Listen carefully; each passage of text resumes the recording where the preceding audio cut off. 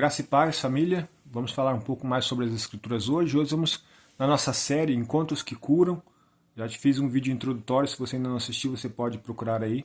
Você vai encontrar esse vídeo, onde nós vamos falar sobre uma série e nós entendemos pelo texto bíblico lá de Lucas capítulo 5, quando Jesus é questionado pelos fariseus, ele diz o seguinte: eu não vim para os sãos, mas sim para os doentes.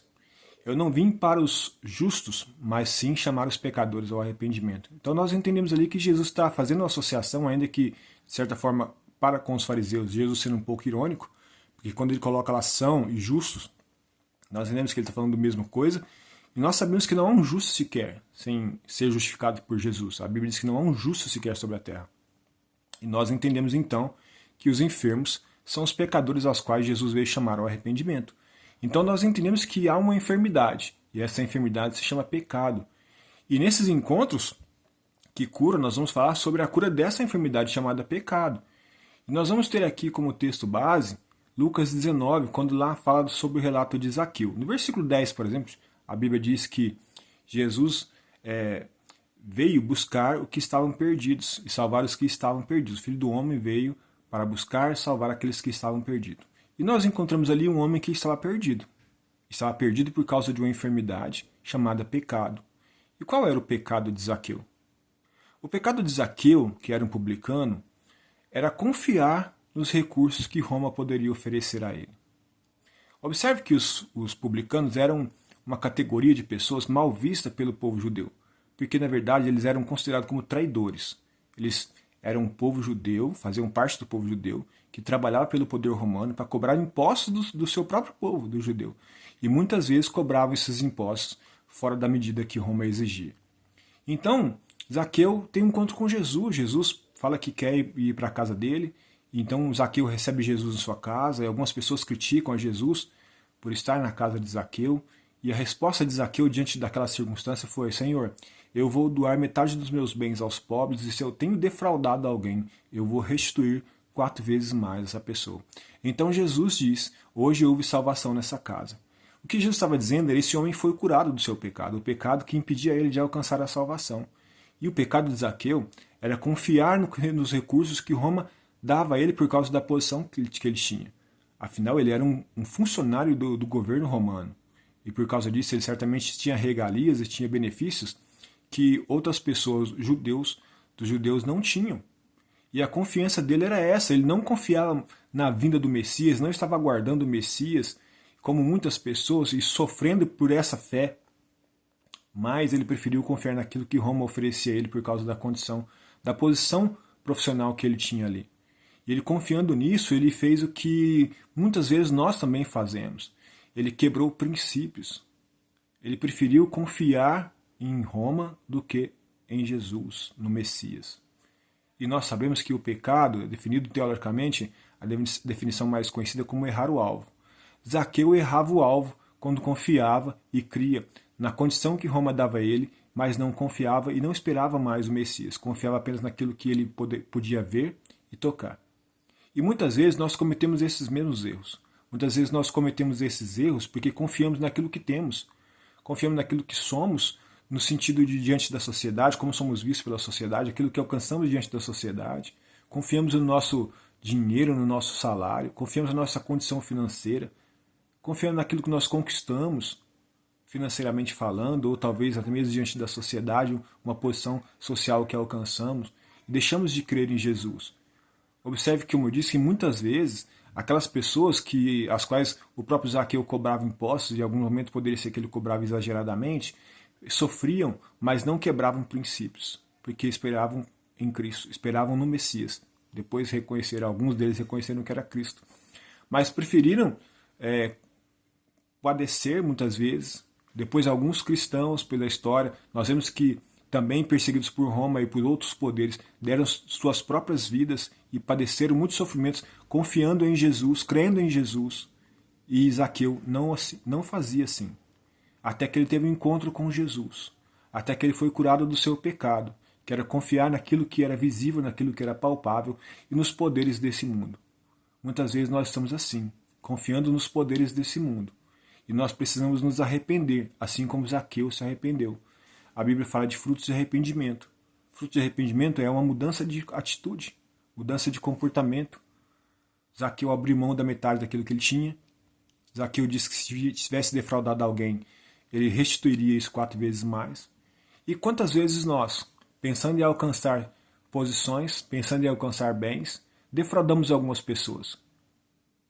Talvez financeiramente, talvez emocionalmente, talvez negligenciamos muitas coisas, talvez negligenciamos o nosso chamado, talvez negligenciamos a nossa responsabilidade diante do reino de Deus. Deixamos de exercer o nosso chamado defraudando pessoas, porque muitas pessoas dependem do exercício do nosso dom para receber aquilo que Deus tem para a vida dela. Afinal, Deus nos deu os dons e talentos para que nós possamos usar para abençoar outras pessoas.